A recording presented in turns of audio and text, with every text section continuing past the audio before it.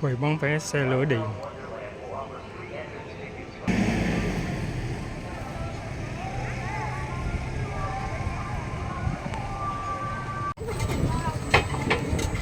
Rưỡi vé.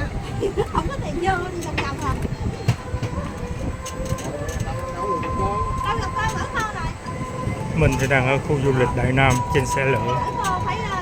Xe lửa điện.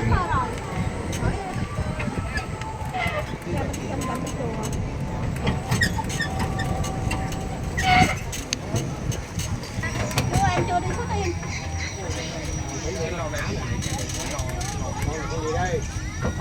Con hổ á. Con cá dồi hay gì á. Cá heo, cá dồi gì á. Cái này là không chỉ tiền không hay là cá mập.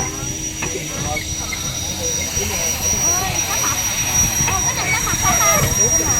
trời ơi, Mấy con thú được bơm hơi. 7-8 hectare để tới 500 hectare rồi. Dạ là bao nhiêu mẫu? 100 mẫu. Mấy mẫu á. 400 mấy chục mẫu. Tỉnh nào đi thêm 3 lên.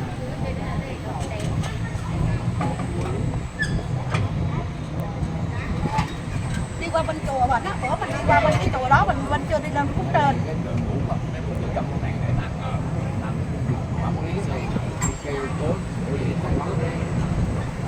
Còn trắng để con trắng.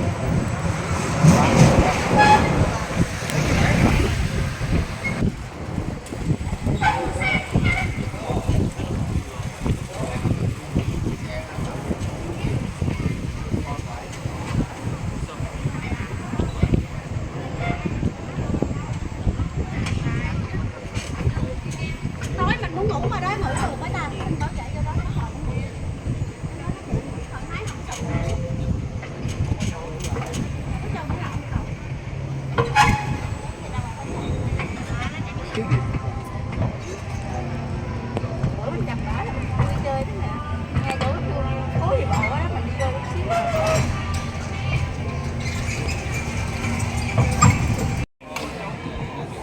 Mời quý đến chuyến xe tại đây ạ.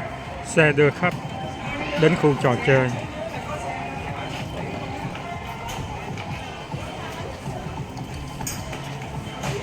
Quý cái nào có đi biển chừng phố đi thẳng qua phố bộ cuối đường, cái xe đưa mình đi biển về chừng phố à.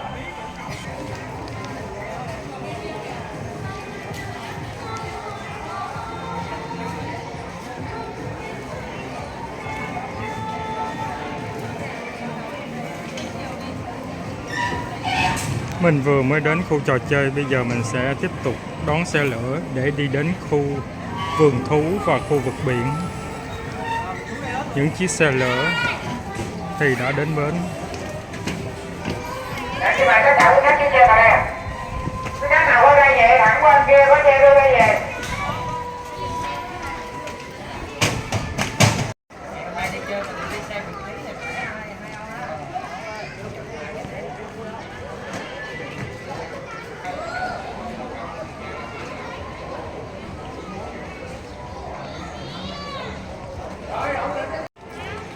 Đây là bản chỉ dẫn các khu vực vui chơi trong khu du lịch Đại Nam. Bây giờ mình sẽ băng qua khu vực phố đi bộ, khu ẩm thực Đại Nam để đến cái trạm xe lửa điện đưa mình đi vào cái khu vực vườn thú và biển Đại Nam.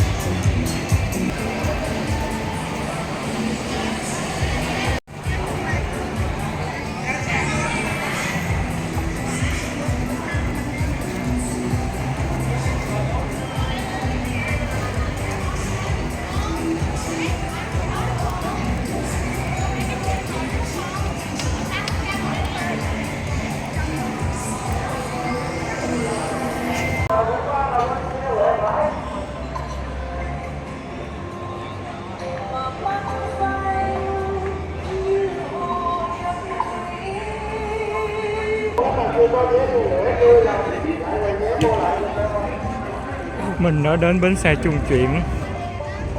Từ khu ẩm thực Đại Nam sẽ đi qua khu vực biển và khu vực vườn thú. Tham quan khu trò chơi, khu được ra tổng giờ xin mời khách xuống được ra tổng giờ xin mời khách xuống xe tại đây. Xuống xe đi khám phá đi bộ khoảng 100 m qua đầu bên kia có xe đưa mình đi ra. Mình tham quan đền thờ cũng qua đầu bên kia quẹo phải.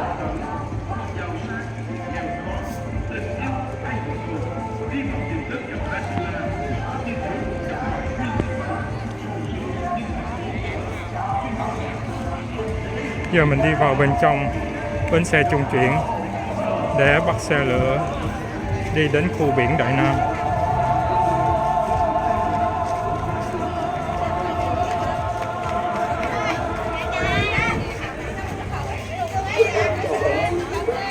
đặt vé tham quan cho du khách khi đặt phòng lưu trú tại khách sạn Đại Nam.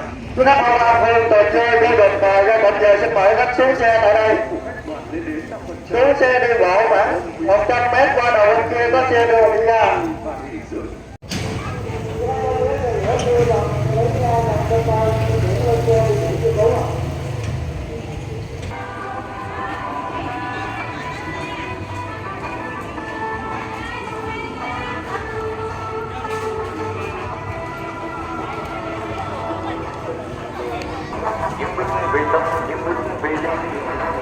Chúng ta có vé xe lửa vui lòng lấy ra cầm trên tay, di chuyển lên xe đi biển giùm Phú. Còn các bạn chưa có vé xe lửa vui lòng lại rồi vé vô lại tại rồi chưa? Quá trời luôn hàng hết.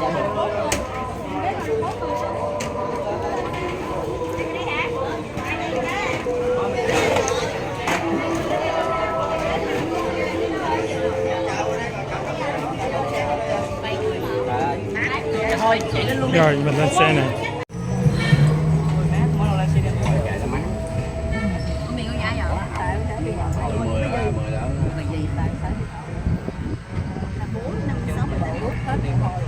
Welcome to Thailand. Thailand Resort.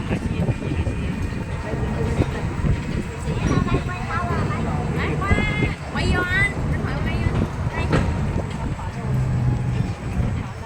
Anh chỉ một quả anh nó hay.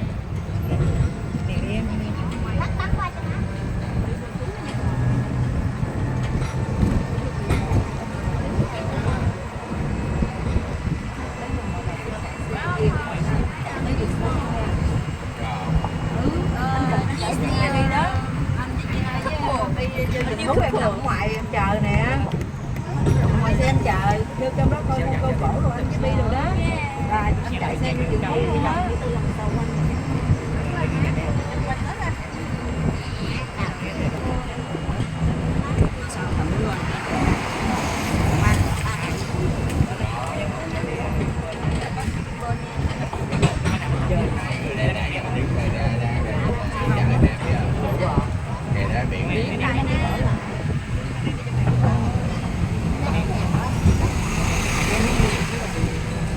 Rồi đã tới biển Đại Nam. Lên trên biển ngủ luôn á. Tôi quậy đi biển lên ngủ luôn á.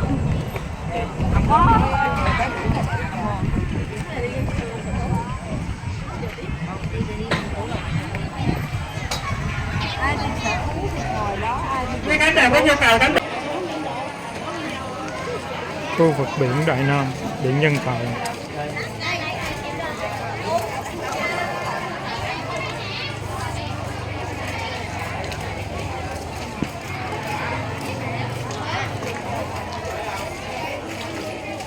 Xong đi chặt cản rồi lên.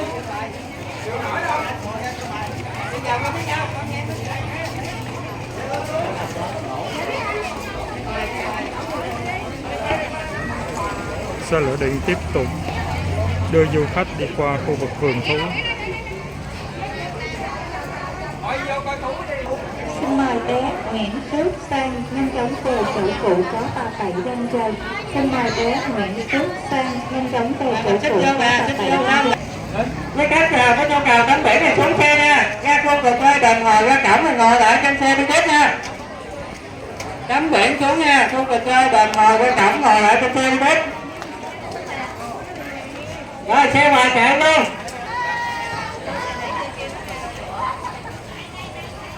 Quý khách nào có nhu cầu tắm biển thì xuống xe nha, Vườn Thú ngồi lại trên xe đi tiếp nha.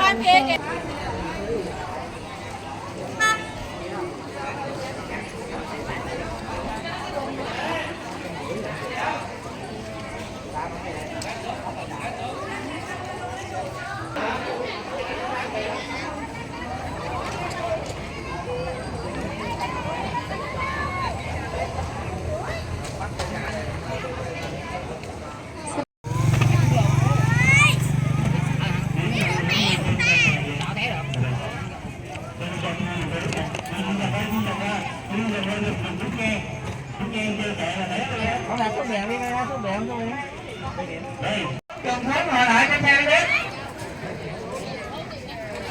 Khu trò chơi đền Hồ Gia Cẩm lên xe. Khu trò chơi.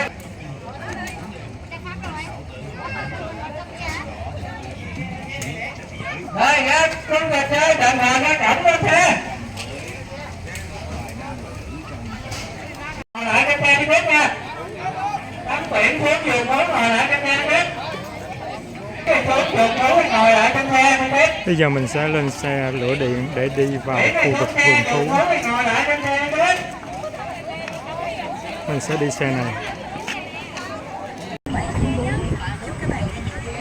Bây giờ chúng ta cùng nghe ca khúc của bạn Châu Lan Xuân Nhắn và gửi đến số điện thoại Zalo 0817171080 với các thanh bao gồm tên của mình, số điện thoại, tên bài hát, thời gian và tham gia cùng với một bản âm nhạc của những lúc yêu thương.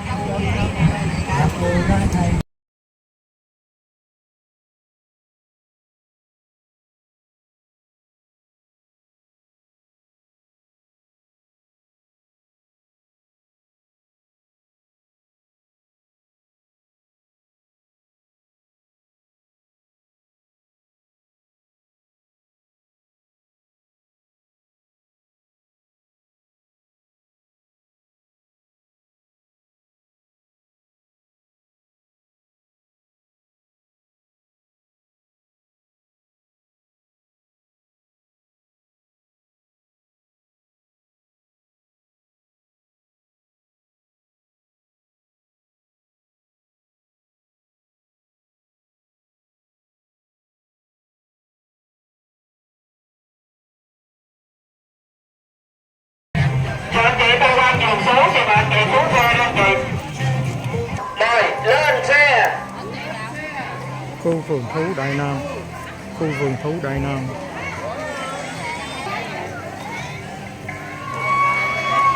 Cái xe trong mà nó chặt quá thì anh lên chị lên cái xe bên ngoài kìa chị. Cái xe bên ngoài nó trống kìa. Lên xe bên ngoài đi chị. Đừng có đi ngang xe, đi về cuối xe đi chị. Đừng có đi ngang xe nguy hiểm lắm. Đi xe bên ngoài đi anh. Xe bên ngoài, đi xe tắm bên ngoài đi. Tới bạn nhớ từ từ đi bạn.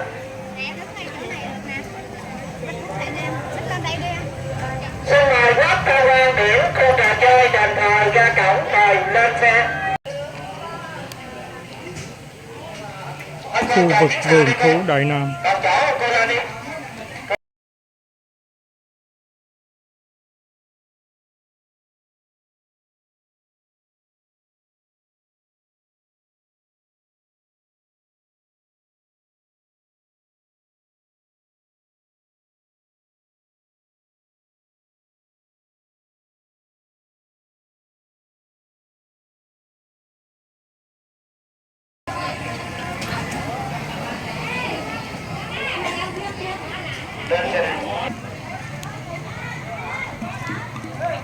Anh chị nào mà chờ người nhà vui lòng anh chị đừng có lên xe nghe em chị.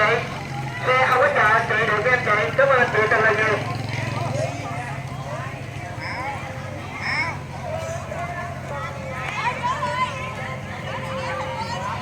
Đúng.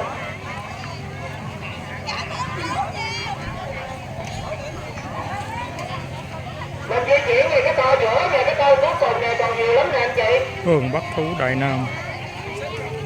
Gia đình mình nhanh chóng lên xe đi anh chị.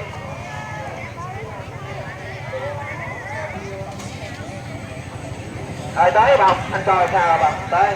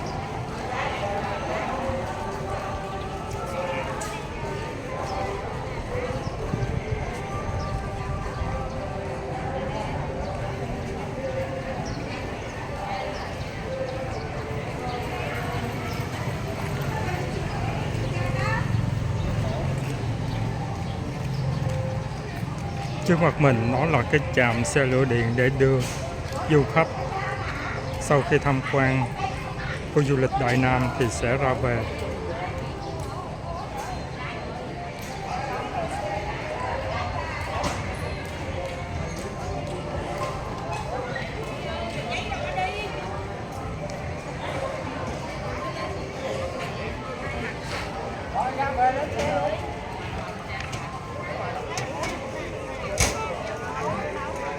Điểm đón khách ra về.